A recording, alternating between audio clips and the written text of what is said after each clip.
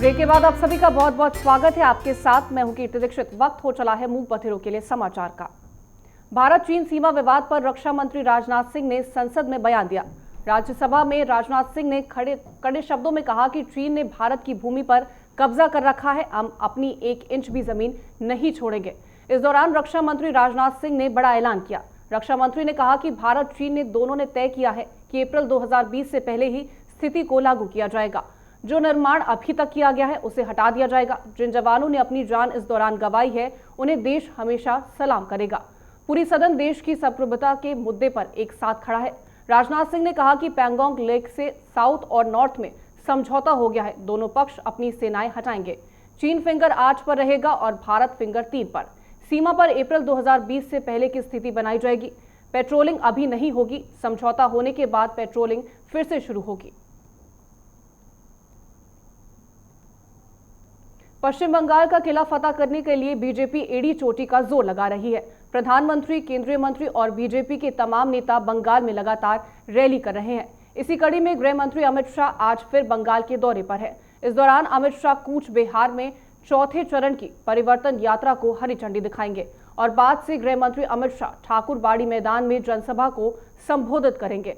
इसके बाद शाम को गृह मंत्री कोलकाता में पार्टी के सोशल मीडिया स्वयंसेवकों की बैठक को संबोधित करेंगे। आपको बता दें कि इससे पहले शाह का पश्चिम बंगाल दौरा दिल्ली में गणतंत्र दिवस के दिन किसानों की ट्रैक्टर परेड में हुई हिंसा की वजह से स्थगित हो गया था। गौरतलब है कि पश्चिम बंगाल में बीजेपी 5 परिवर्तन यात्राएं निकाल रही है, जो सभी 294 विधानसभा क्षेत्रों से होकर गुजरेगी। बीजेपी अध्यक्ष जेपी नड्डा नादिया जिले के नवदीप, बीरभूम के तारापीठ और झरग्राम से 3 यात्राओं को हरी झंडी दिखाकर रवाना हो चुके हैं।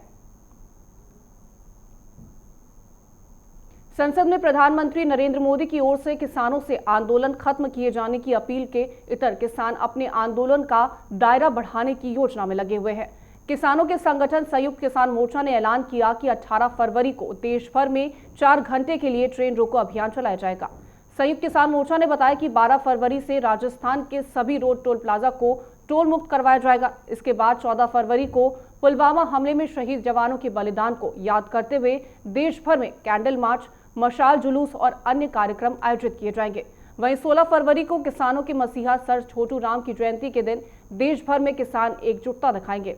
हालांकि मोर्चा की ओर से 18 फरवरी के दिन देश भर में रेल रोको अभियान चलाने की बात कही गई है।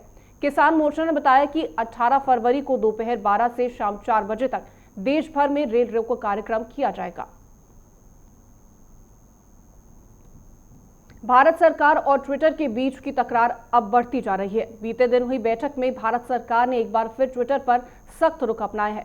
केंद्र सरकार ने साफ किया कि जो 257 संदिग्ध अकाउंट्स की लिस्ट सौंपी गई है उन पर एक्शन लेना ही होगा। इस दौरान सरकार की ओर से ट्विटर पर दोहरा रवैया अपनाने का आरोप लगाया गया है और अमेरिका में हुई हिंसा का हवाला दिया गया। इतना ही नहीं, सरकार की ओर से ट्विटर को दंगा एक्ट की जानकारी दी गई और उसके हिसाब से एक्शन लेने को कहा गया। सूत्रों की माने तो सरकार ने संकेत दिया कि ट्विटर ने कैपिटल हिल में हुई हिंसा के बाद कई अकाउंट्स को बंद किया। ऐसे में जब भारत में 26 जनवरी के दिन गणतंत्र दिवस के मौके पर हुई हिंसा के बाद अकाउंट्स को बंद क्यों नहीं किया जा रहा है? बैठक में सरकार की ओर से स्पष्ट किया गया कि सभी को भारत की संसद द्वारा पारित कानूनों का पालन करना भी जरूरी है। सोशल मीडिया पर भ्रामक प्रचार की पोल खोलने के साथ साथ अपना कुनबा बढ़ाने के मकसद से अब कांग्रेस ने एक नया कैंपेन लॉन्च किया है।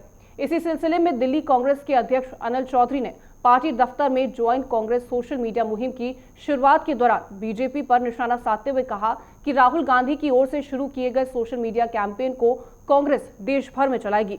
साथ ही विनाशकारी ताकतों के झूठे और भ्रामक प्रचार का पर्दाफाश कर उनकी पोल खोलेगी। दिल्ली कांग्रेस ने पार्टी से लोगों को जोड़ने के लिए एक मिस्ड कॉल नंबर और व्हाट्सएप नंबर भी जारी किया है।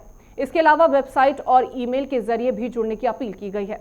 दिल्ली कांग्रेस ने नए कैंपेन के लिए पोस्टर, बैनर और फ्लैग भी लॉन्च किए। दिल्ली कांग्रेस के मुताबिक 10 मार्च तक लगभग 5 लाख युवाओं को कांग्रेस के सोशल मीडिया अभियान से जोड़ने का टारगेट तय किया गया है।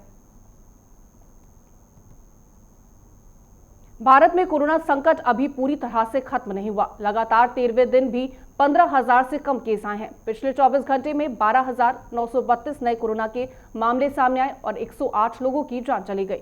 बीते दिन 11,764 लोग कोरोना से ठीक भी हुए।